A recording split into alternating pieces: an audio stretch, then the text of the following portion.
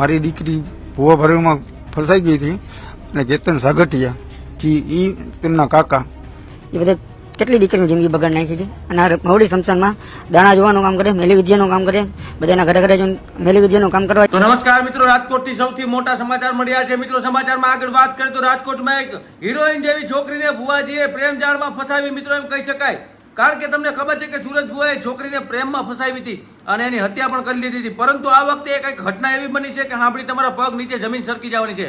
મિત્રો, આ છોકરી આ ભુવાજીના પ્રેમમાં નથી પડી કે નથી પ્રેમ થયો, પરંતુ છોકરીએ આત્મહત્યા કરીને જીવન ટૂંકાવી દીધું. પણ કારણ શું? આ કારણ જાણી જશો તો તમારે હોશ ઉડી જશે.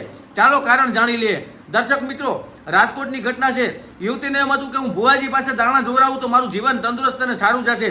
પરંતુ યુવતીને ભુવાજીએ દાણા એવા ખવડાવી દીધા અને એવી તાંત્રિક વિધિ કરી નાખી કે યુવતીએ જીવન ટૂંકાવી નાખ્યું.